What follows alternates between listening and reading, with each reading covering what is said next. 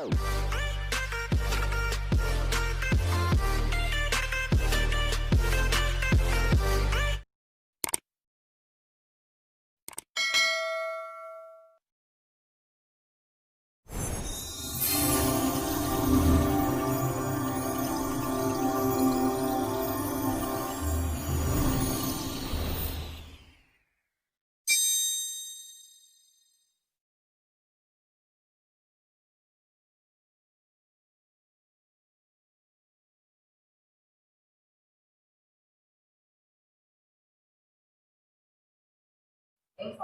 warahmatullahi wabarakatuh.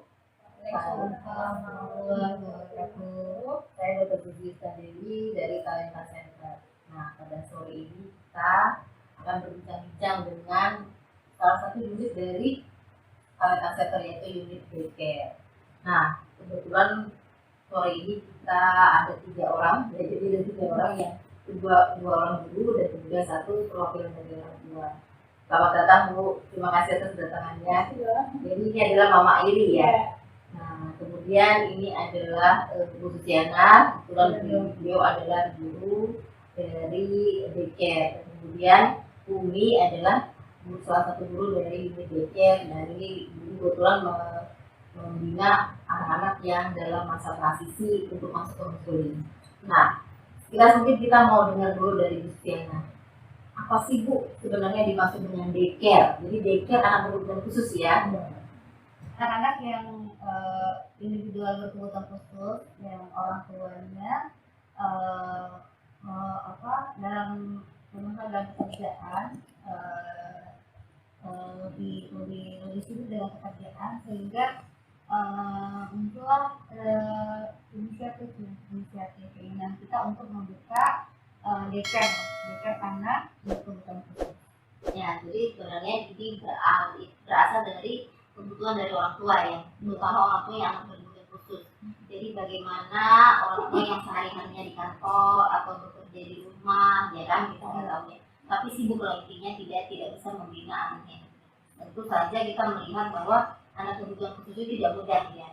Mungkin orang yang di rumah juga itu bisa semua ya mengatasi anak kebutuhan khusus. Tadi orang tua juga orang ibunya misalnya di rumah juga. Nah, ini program-program daycare itu apa saja? Ada berbagai macam kegiatan. Kita di sini Talenta Center tidak lepas dari 8 pilar pembentukan karakter anak dengan 8 pilar ya. Yang pertama itu akhlak, kegiatan yang diharapkan di sini anak dibiasakan untuk kegiatan sholat duha berjamaah, berkata baik, terus pembentukan akhlak. Yang kedua adalah perilaku ya, jadi tingkatan pertama adalah pembentukan perilaku. Yang kedua adalah praktisnya. Cuman untuk daycare ini yang prioritas itu ada 4. Yang pertama adalah toilet trainingnya. Anak-anak yang bermasalah dalam toilet training itu kita usahakan tidak toilet trainingnya bisa. Yang kedua kemandirian itu anak itu berangkat ke sekolah pakai tas sendiri, sampai di sekolah menyimpan tas sendiri, mencuci piring sendiri, terus menyapu setelah dia anak berkebutuhan khusus dia tetap harus mengerjakan sendiri ya. Nah, setelah itu yang ketiga adalah menstimulasi perkembangan bahasa.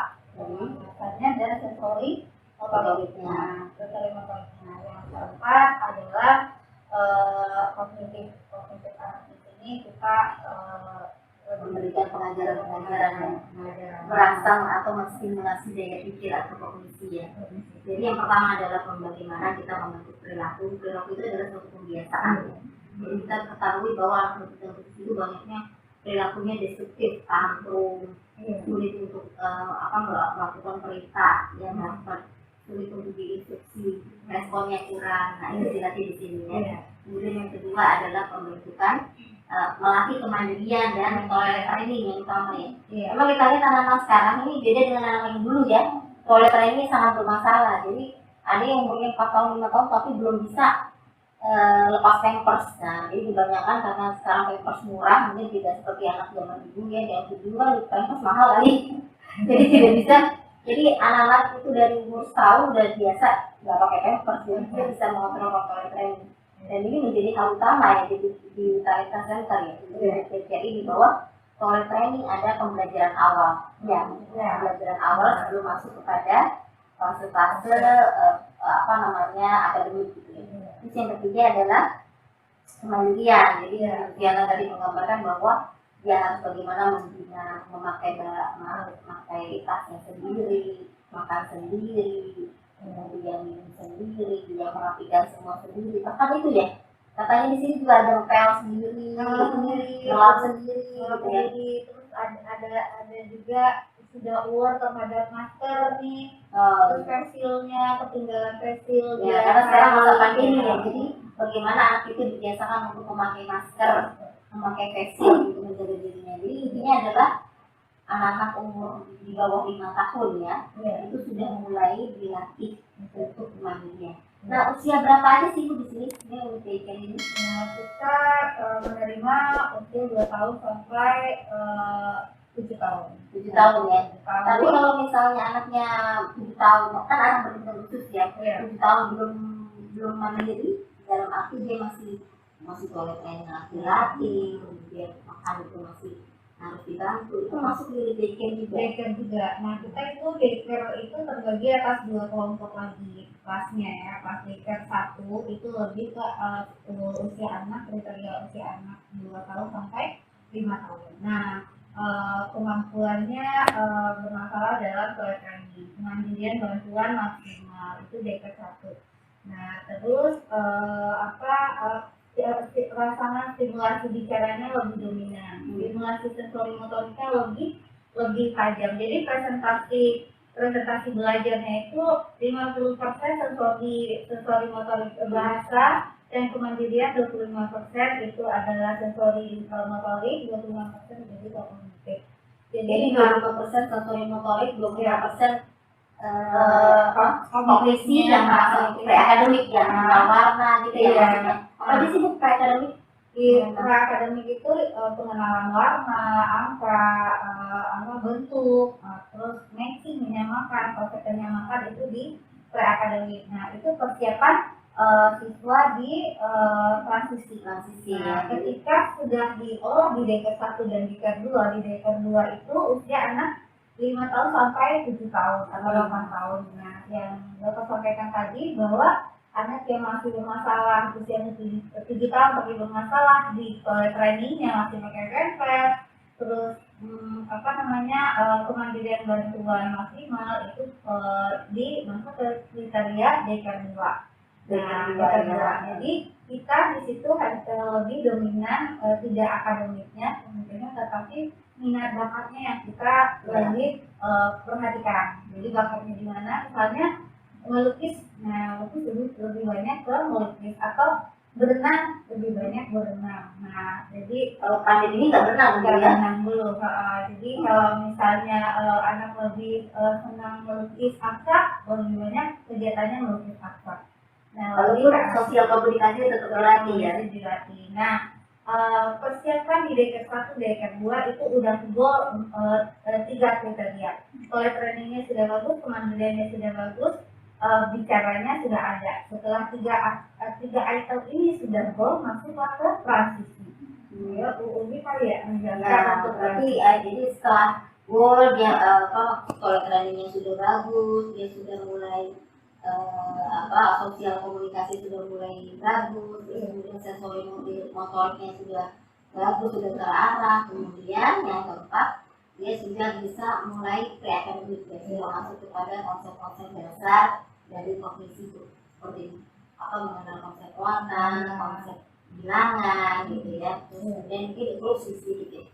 Nah, ini Bumi di kelas tapi yang start tingkatannya adalah transisi. Jadi transisi itu adalah kalau kriteria anak di transisi itu Dok, usianya memang 7 tahun ya rata-rata. Memang ada yang di atas 7 tahun. Nah, untuk kriterianya sendiri itu persiapan belajarnya sudah ada, terus toilet trainingnya sudah tidak bermasalah, karena memang tadi yang bisa bilang dari daycare 1 dan daycare 2 disitulah toilet training yang memang diutamakan. Nah setelah itu bisa masuk ke transisi. Jadi di transisi toilet training sudah tidak bermasalah, terus bahasanya pun sudah ada, biarpun komunikasinya itu belum ini ya masih dibantu, tapi sudah ada bahasanya. Jadi targetnya ya kita lebih ke calistung. Ya, karena dia mau memasuki homeschooling, jadi mau memasuki tingkatan lanjut sekolah. Ya, jadi persiapan itu lebih, tapi sudah lewat tuh proses-proses yang lain ya. Oke, ini ada Mama Airi ya. Jadi Mama Airi ini adalah salah satu orang tua dari unit daycare. Nah, ibu anaknya berapa tahun bu? Saya Airi 5 tahun. 5 tahun. Dan diagnosisnya apa bu? Diagnosisnya ASD. ASD, autism ya. Terus ada gangguan pendengaran. Oh, gangguan pendengaran. Jadi sudah ASD ada gangguan pendengaran juga. Nah, sekarang masuk unit apa bu? Unit daycare ya. Nah, gimana bu? Ibu melihat perkembangan anaknya? Airi ini masuk ini udah 2 Iya, 2 tahun. 2 tahun ya. 3,5 tahun waktu itu. 5 tahun setengah. Airi dulu tuh tantrum banget, atau kalau marah sampai kepalanya tuh suka menyakiti diri sendiri gitu, kepalanya suka didotin ke lantai. Sekarang alhamdulillah sih tantrumnya udah nggak seperti itu ya, kan nggak ada marah-marah. Terus sekarang kali trainingnya juga hampir berhasil sih dok. Dapat memang sekolah juga nggak pakai Jadi udah berhasil ya, jadi toilet trainingnya berhasil. Kemudian kalau kontak matanya sih nggak lama sih, tapi ada dok. Dulu kan nggak ada sama sekali ya, sekarang ada gitu. Oke, bina dirinya tuh? Bina diri dia udah bisa copot tangannya, kalau tangan mandi tuh bisa kasih. Nah, terus habis itu bisa pakai lagi? Makanya lagi baru ini lagi belum, masih dibantu dok. Bantuan ya, masih bantuan. Terus kemudian sosial komunikasinya gimana bu? Bahasanya? Kalau bahasa karena dia tuh ada gangguan pendengaran ya, jadi dia lebih ke bahasa menunjukkan gitu, pakai kartu ya, pakai kartu. Saya suka foto sih. Aku dikasih saran yang bagus sama guru-guru di sekolah gitu. Saya foto misal tempat minumnya, tempat makannya, jadi kalau misalnya dia mau ambil, dia kasih tunjuk. Oh, jadi pakai kartu teks gitu ya? Kalau nggak saya foto aja di foto di kegiatan dia. Foto barang-barang apa tuh namanya, objeknya gitu. Oh, gitu. Jadi nanti kalau misalnya dia mau itu dia tunjukkan di foto itu. Tapi dengan begitu dia respon bahasanya juga nggak tuh? Ada dong, sekarang ada apa tuh namanya, dia tuh ada suaranya dok, tapi membentuk kata-katanya tuh belum. Tapi ada mama juga begitu. Oh, jadi sudah mama, bapak gitu ya, kakak gitu udah. Belum sih, baru mama. Iya, enggak. Itu aja sih. Udah mulai. Kalau kemandiriannya yang gue lihat, misalnya tadi dia beres-beres barangnya, kemudian kalau habis mainan aja sih, kalau mainan gitu. Misal tempatnya di sini ya, salah gitu, dia benerin di tempat yang. Berarti dia benerin ke tempat yang benar. Tapi ngamuk nggak kalau misalnya nggak ke samping? Ada sih kalau misalnya saya nggak ngerti apa yang dia ingin ya. Saya nggak ngerti gitu, tuh dia juga kan susah untuk ini ya, ngomong gitu, marah sih, cuman nggak separah dulu. Ya, tapi kalau melihat kan perkembangannya itu lumayan signifikan ya, dari dia gangguan pendengaran dengan autism dengan ASD, tapi dia juga mengalami pendengaran gitu kan. Nah, ini kan yang membedakan antara gangguan pendengaran biasa dengan autism ya. Tapi ibu bisa bedakan ya, maaf, dalam arti ibu bisa melihat progresnya ya. Ada progresnya, apalagi sudah 1,5 tahun ya. Lumayan, jadi progresnya antara kemandirian tadi ya. Kalau trainingnya? Training kemarin kan mulai pertama tuh saya setengah jam sekali, sejam sekali. Ternyata dia saya catat kan, ternyata 2 jam sekali dong. Karena jarang minum ya, 2 jam sekali. Terus sempat kalau ke kamar mandi kan suka ini ya, cemas gitu kan. Saya beliin potty training. Iya, pokoknya yang lipat yang dilatih gitu. Dan dia dapat pembelajaran di sini semua Iya. ya. Atau saran-saran ibu guru di sekolah. Nah, sebetulnya mau tanya lagi dengan Bu Zina, apa sih targetnya? Jadi kita kan lihat bahwa target daycare itu tadi yang dari 4 kegiatan. Target utamanya kira-kira apa?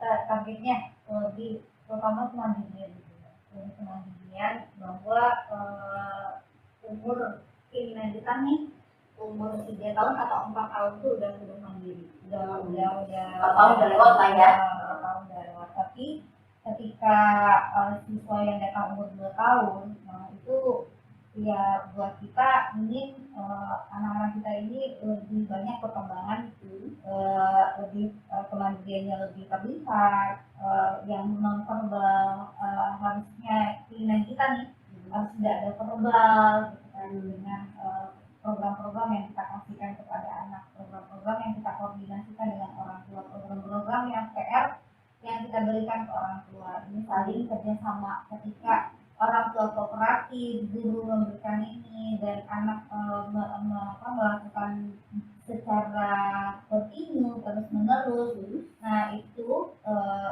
akan terlihat perkembangannya. Ya contohnya Mama Airi, beliau kooperatif memberikan menjalankan saran-saran dari kita dari dokter konsultasi dan dari guru. Nah itu dijalankan dengan keberhasilan. Kalau ini 3 bulan ya 3 bulan itu udah terlihat perkembangan dan campus sekarang nggak pakai campus lagi dan udah nggak ngompol, dan itu kita lakukan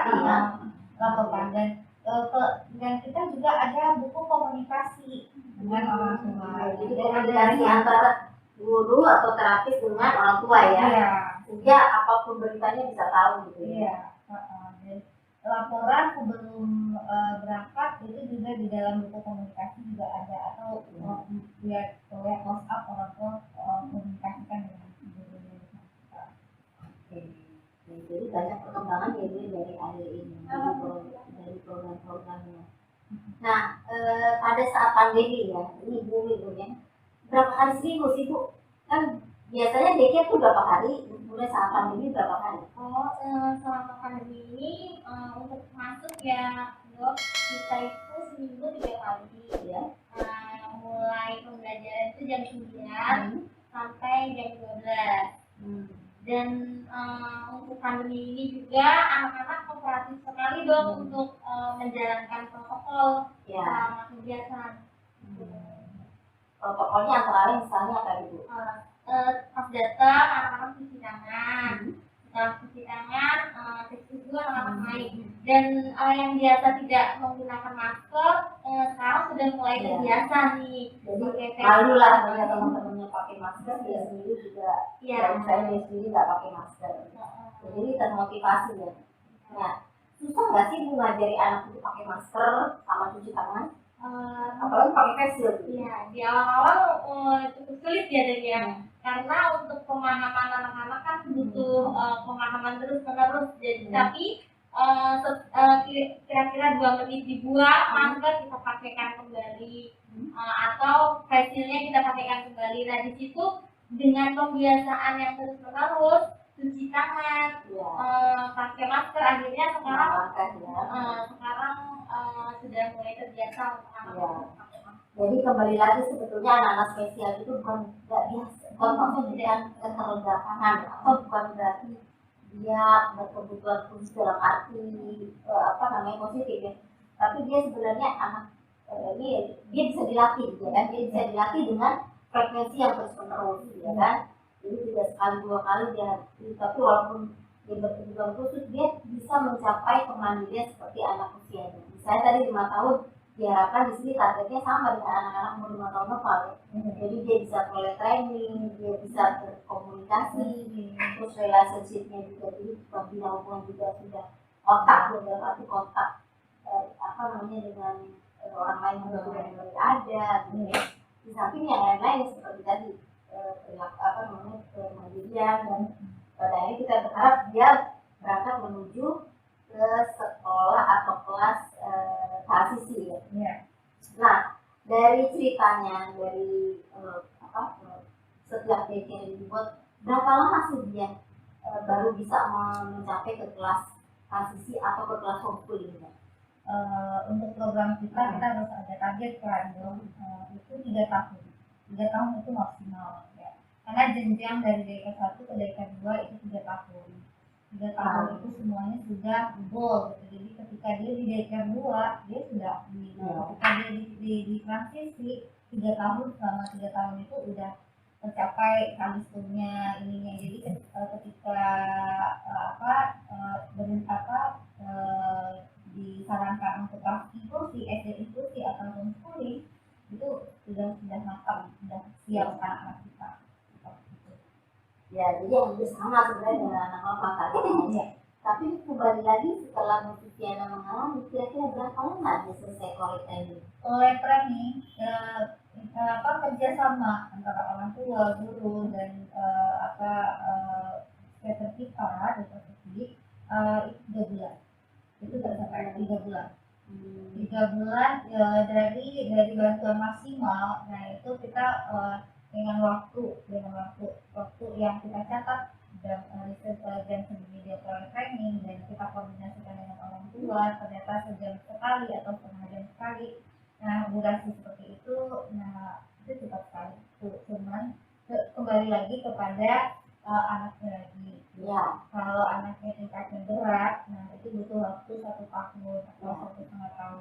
Jadi nanti ada pemisahan ya, kelas berat, kelas ringan, kelas transisi. Jadi tidak semua satu kelas ya. Iya. Ya enggak Bu. Kalau menurut Mama Airi, ada nggak perkembangan nanti ini? Ada, sangat ada lah. Banyak gitu ya. Banyak ya. Banyak. Apa Bu misalnya? Ya itu tadi kan kalau di sekolah kan diajarin apa tuh mewarnai. Itu di sekolah juga itu. Mewarnai terus menegakkan gitu ya.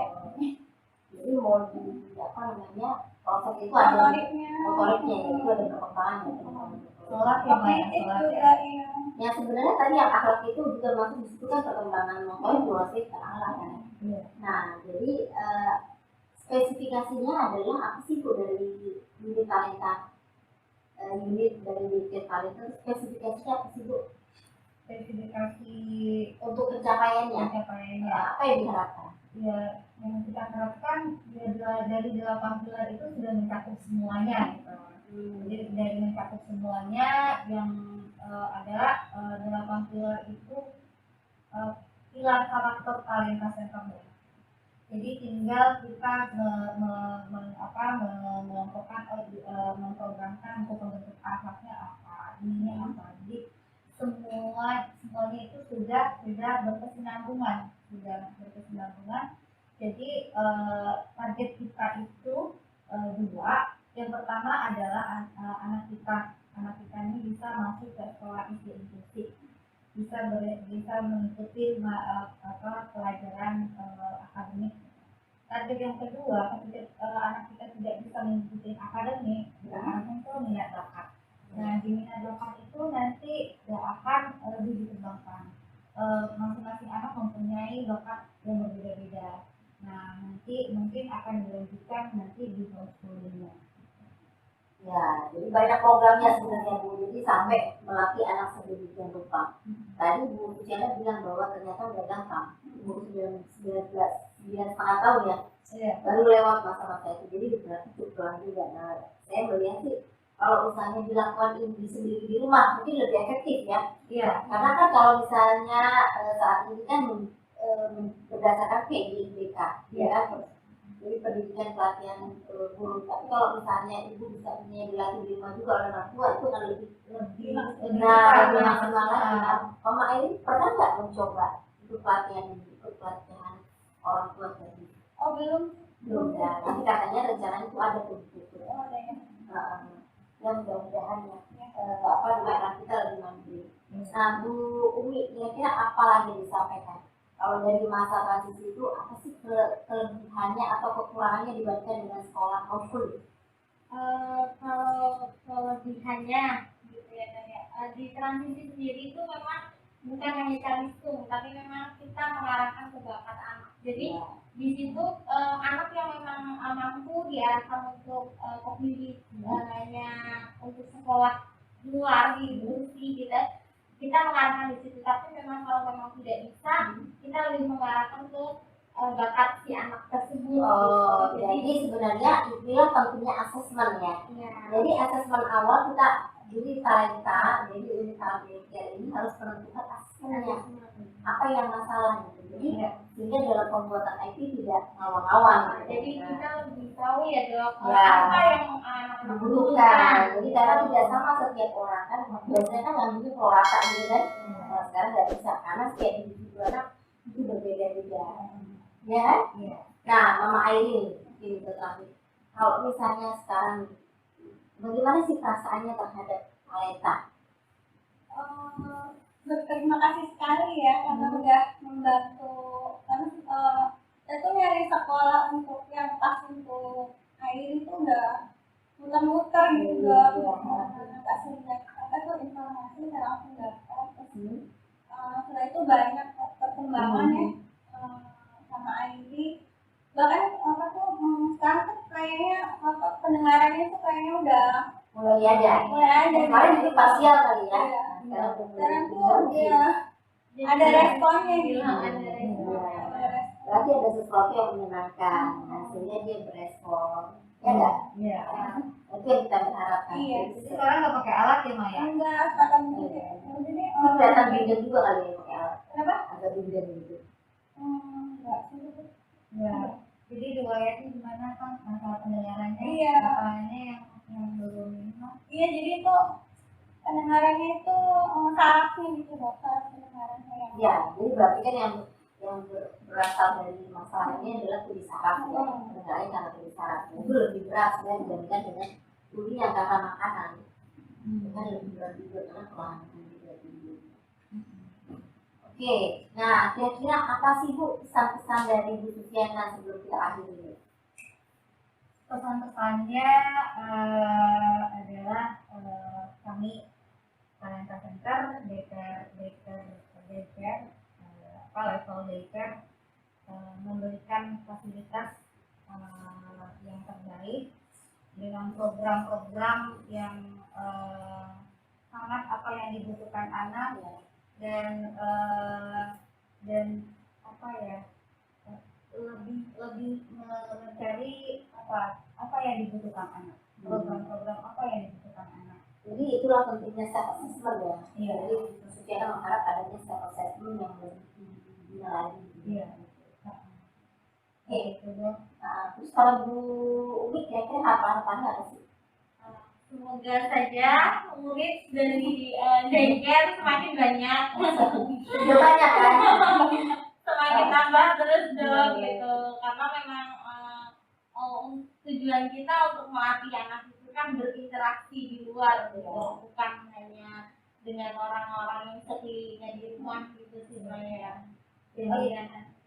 Jadi daycare ini visinya ya. Iya. Visinya adalah tempat bukan sekedar tempat pendidikan, tetapi adalah taman pendidikan yang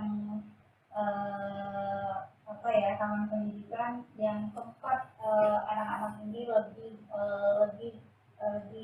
distimulasi, dirangsang lebih banyak berharap ditimbul semua. ya.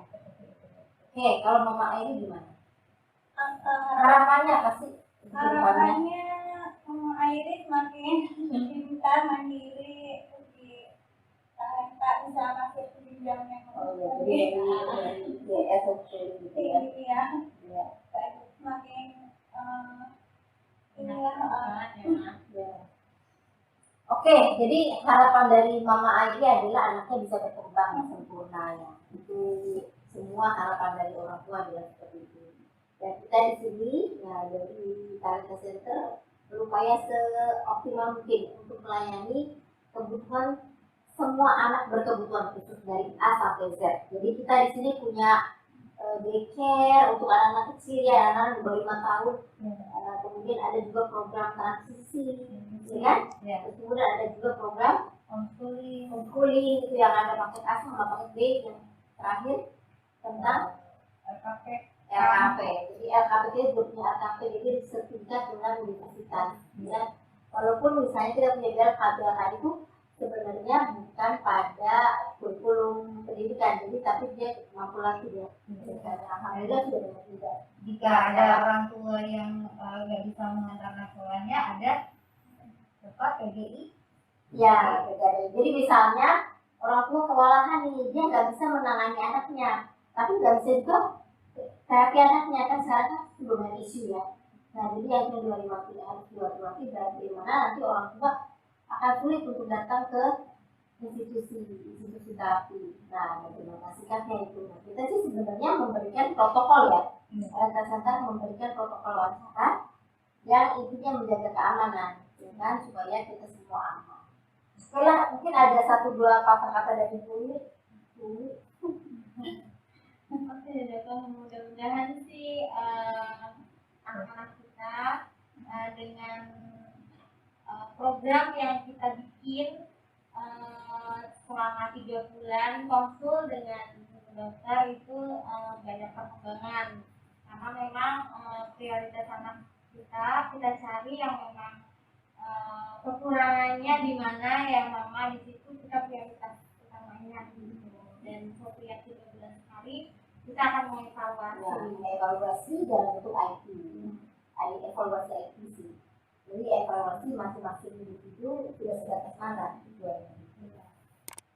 Oke lah, jadi hari sudah semakin sore. Terima kasih banyak kepada Bu Tiana, ini teman-temannya, Mama Airi. Ya, kita akhiri. Akhirul kalam, saya ucapkan alhamdulillah dan wassalamualaikum warahmatullahi wabarakatuh. Waalaikumsalam warahmatullahi wabarakatuh. Selamat sore semuanya.